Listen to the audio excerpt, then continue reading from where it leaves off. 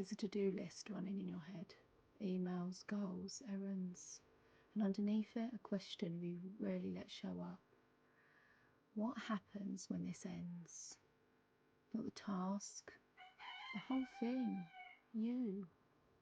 What happens when you end? As far as we know, we're the only creatures who can see our ending coming. And a lot of what we call a full life, chasing goals, staying busy, always moving, this distracts us from looking at death head on. We didn't choose this. It just got pushed aside over time by work, by habits, by the sense that thinking about death too much is weird, unhealthy, scary. So we stopped thinking about it. But the fear didn't go away. It just kept running quietly in the background. And that's really the problem with avoiding it. When we push the thought of death away, instead of facing it, it doesn't disappear. It just sits in the back of our minds like a low-level anxiety that never quite switches off. We stop noticing it's there, but it's still shaping us. How tightly we grip onto control, how hard we chase distraction, how uncomfortable silence feels. Avoiding it doesn't make it smaller, it makes it more powerful, just without us realising it's the thing actually driving the car. Being busy isn't just about having a full schedule, it's a way of coping. If I'm always chasing the next thing, I never have to sit still long enough to feel that quiet fear underneath. That's why doing nothing can feel so uncomfortable. It's not empty, it's loud, with the one thing we've been avoiding. This isn't only about work either, it's also scrolling your phone before bed, constantly trying to improve yourself, or worrying about small things so you don't have to feel the bigger thing. Yeah? Some people try a different way out. Some choose drama as a distraction, being involved in everyone's drama, being completely engrossed in problems. Others, they try and stay young or alive forever. Anti-aging routines, extreme health plans, the hope that if they just try hard enough they can dodge the whole thing. It's a different costume, but the same fear underneath. Wanting to live a long, healthy life isn't a bad thing. But building your whole life around avoiding death still means death is running the show, just from a place of fear instead of acceptance. There's another version of this too, a bit less obvious. Instead of trying to outrun death physically, some people try to outlast it in other ways. Through their kids, through a legacy, through building something that lasts longer than they will. A business, a book, a building, a family name passed down. There's nothing wrong with wanting to leave something behind. It's one of the oldest and most human things we do. But it can quietly become another way of avoiding the fact of our own ending, rather than making peace with it. As if being remembered were the same thing as not actually dying. People have always found their own ways to make peace with this. For example, many religions offer the idea of an afterlife, or a soul that carries on. Death then becomes a doorway instead of an ending for some. Others find comfort in a different way. Some people practice imagining their own death each day, not to feel sad, but to remind themselves what actually matters. And some people who don't follow any religion at all find peace in what they leave behind, their kids, their work, the people who remember them. None of these is the right one, the only one. What they all have in common is that they let death be something you can live alongside instead of something you're constantly running from. Here's the strange part. The more we avoid death, the less alive we tend to feel. People who are seriously ill often say the opposite of what you'd expect. Colours look brighter. Conversations feel deeper. An ordinary afternoon suddenly feels precious. Knowing time is limited tends to make ordinary things feel more valuable. Avoiding that awareness doesn't protect us from dying. It just stops us from feeling fully alive whilst we're here.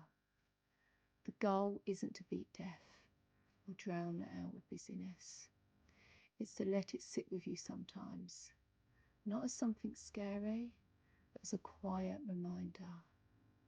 Ask yourself gently once in a while, if I had less time than I think, what would I stop putting off?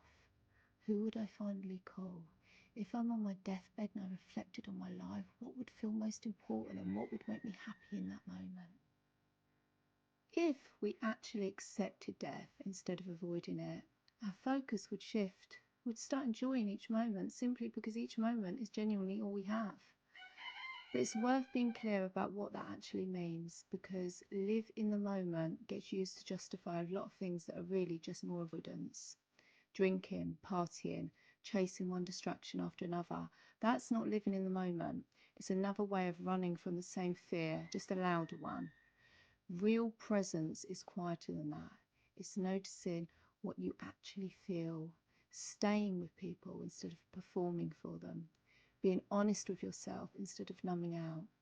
That kind of presence tends to bring real contentment and a real connection with yourself and your own feelings. Not a high that fades an hour later and you feel terrible for the next day, but something steadier underneath it. This doesn't mean living in fear all the time. That's its own problem. All it means is being honest with yourself now and then and letting that shape what you care about instead of ignoring it completely. You don't need bad news to ask yourself that question. You just need to slow down for a minute. So what do you actually do instead of staying busy? Here it is, plainly. You slow down and you give yourself full attention to the things that really matter instead of spreading yourself thin over everything else. Focus on what really matters.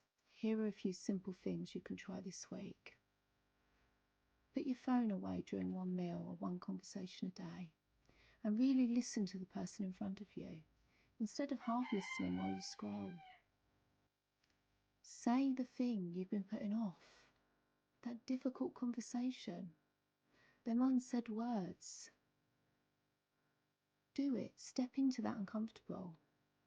Pick one person or one activity you keep putting off and actually make time for it this week. Stop saying you're too busy. Just go for it. Do it. Notice one small thing each day. A walk, a meal, someone's voice, and actually pay attention to it instead of rushing past it to the next task. Notice the ground beneath your feet as you walk along and listen to the sound of the birds in the sky. Be present in your life. For example, instead of eating lunch while scrolling through your phone, you could sit outside for 10 minutes and just eat in silence, noticing the taste of the food and the sounds around you. Or instead of texting a quick happy birthday, call that person up and tell them what they mean to you. Tell them one specific thing you appreciate about them. It's about being in the moment. None of this means quitting your job or changing your life. It's much smaller than that. It's just doing less. Actually being there while you do it. Being present. That's the part busyness was covering up. Not the tasks themselves, but you being present while doing the tasks. Getting that back is usually what people mean when they say they finally feel like they're living. Instead of just getting through the day, they're part of their day. They're enjoying their day. They're feeling their day. And here's what tends to happen for people who do this over time. Accepting death doesn't feel like giving up. It feels like relief. When you stop using so much energy to avoid one hard fact, there's suddenly more room for everything else. Noticing the people around you, saying what you really mean, actually feeling your days and just, instead of just getting through them. Life doesn't get smaller once you accept death, it gets bigger. The busyness was never really protecting you from death. It was standing between you and your life. I guess that's enough for Sunday afternoon.